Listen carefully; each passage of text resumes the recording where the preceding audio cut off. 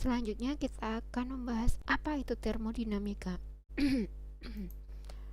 Termodinamika itu merupakan studi atau kajian mengenai kerja, kemudian panas, dan juga energi pada suatu sistem.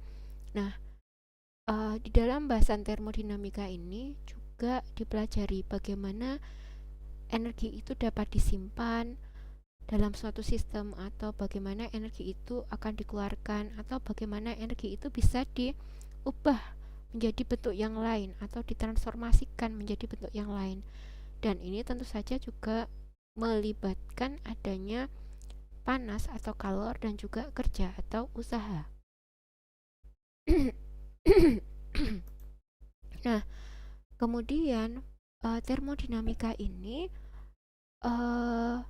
pengamatannya itu hanya didasarkan pada pengamatan awal atau kondisi awal, ataupun pada pengamatan di kondisi akhir. Jadi hanya melihat keadaan awal dan juga keadaan akhirnya. Nah, selanjutnya pendekatan studinya ada beberapa hal. Yang pertama adalah pendekatan makroskopik, yang ini dikatakan sebagai pendekatan termodinamika klasik. Nah, untuk pendekatan makroskopik ini dulunya jadi itu hanya mempelajari tentang jumlah partikel atau molekul yang menyusun suatu zat, tapi tidak dipelajari bagaimana sifat-sifat dari masing-masing molekul tadi. Nah, sedangkan kalau pendekatan mikroskopik atau dinyatakan sebagai termodinamika statistik, itu berarti kita mempelajari suatu molekul atau partikel itu dengan memperhatikan sifat-sifatnya dan juga mempelajari rata sifat dari suatu zat begitu. Nah, untuk termodinamika ini pengertian asal katanya ini, jadi maknanya adalah ilmu yang mengkaji bagaimana transfer panas itu bisa mempengaruhi materi. Nah, itu dulu, tapi sekarang ini sudah diperluas cakupannya bahwa apa yang dikaji pada termodinamika itu mempelajari semua aspek yang penting dan juga punya hubungan atau keterkaitan dengan perubahan-perubahan yang bisa mempengaruhi kondisi seperti panas, kemudian mekanika, lalu energi kimia, gravitasi, permukaan, dan juga listrik.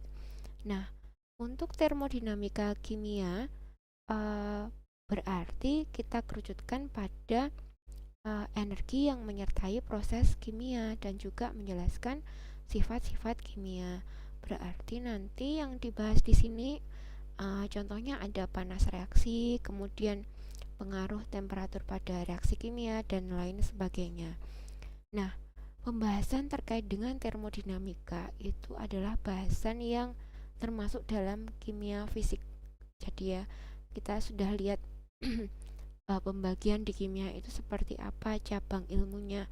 Nah, berarti termodinamika kimia tadi merupakan bahasan yang dibutuhkan untuk bisa mendukung pada aspek teorinya.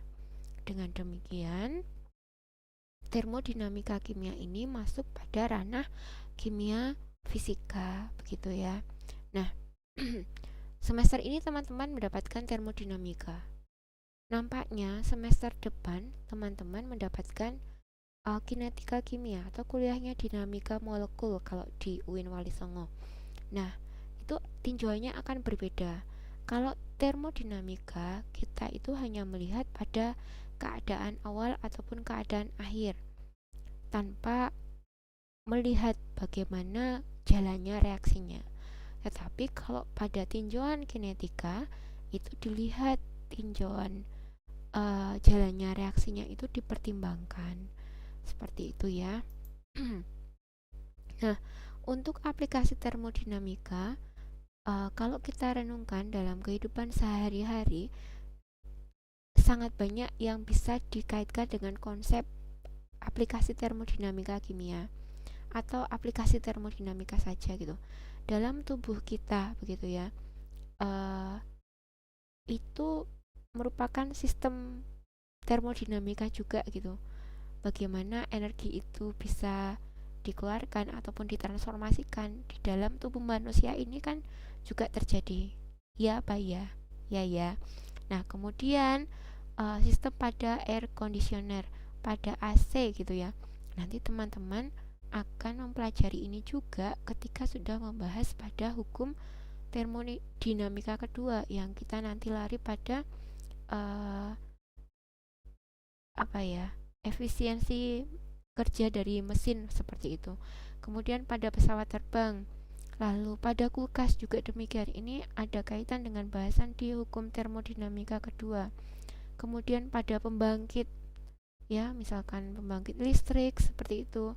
Lalu pada radiator mobil pun juga mengikuti konsep pada termodinamika dan merupakan aplikasi dari termodinamika.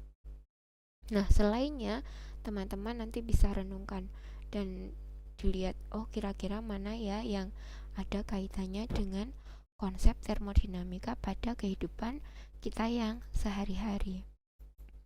Nah, selanjutnya kita akan melihat pada konsep sistem dalam termodinamika. Nah, ini penting dipelajari sebelum belajar lebih lanjut. Jadi, ketika kita mempelajari tentang termodinamika, maka kita akan berkaitan dengan istilah sistem, kemudian akan familiar juga dengan istilah lingkungan, begitu. Nah, dinyatakan sistem itu apabila daerah tersebut merupakan kumpulan benda-benda yang sedang ditinjau atau daerah di mana terdapat hal yang sedang ditinjau itu dikatakan sebagai sistem. Nah, kemudian di luarnya ini dinyatakan sebagai lingkungan. Nah, antara sistem dengan lingkungan itu ternyata ada boundary-nya atau dikatakan sebagai batasnya. Nah, batas ini bisa berupa batas nyata ataupun batas imajiner. Tetapi dikatakan bahwa batas itu merupakan bagian yang menjadi pembatas ya. Jadi menjadi seperti bagian pembatasnya sistem. Jadi kalau misalkan sistem tadi ada di sini sedang ditinjau begitu ya, maka di luarnya lingkungan. Nah, untuk membedakan mana sistem dan juga lingkungan, maka dibatasi oleh pembatas. Nah, sampai di sini teman-teman bisa memahami ya. Kalau misalkan ada yang masih kesulitan, nanti bisa didiskusikan. Nah, selanjutnya ini adalah informasi yang lainnya. Sistem dalam termodinamika sistem, jadi sistem itu merupakan jumlah materi atau batasan daerah yang sedang dipelajari tadi ya. Kalau disebutkan di sebelumnya adalah kumpulan benda yang sedang ditinjau atau dipelajari atau daerah yang sedang dipelajari. Nah, maka sistem itu kalau misalkan teman-teman mau mendefinisikan, maka bisa dikatakan bahwa sistem merupakan jumlah materi atau batasan daerah yang sedang dipelajari atau ditinjau. Sedangkan batas itu merupakan bagian yang memisahkan antara sistem dengan lingkungan, dan ini bisa merupakan batas nyata atau batas imajiner. Selanjutnya lingkungan. Lingkungan itu merupakan daerah yang secara fisik itu berada di luar sistem. Begitu. Ya, bisa dipahami ya. Nah, jenis sistem sendiri itu ada dua hal, yaitu bisa dikatakan sebagai sistem tertutup ataupun sistem terbuka.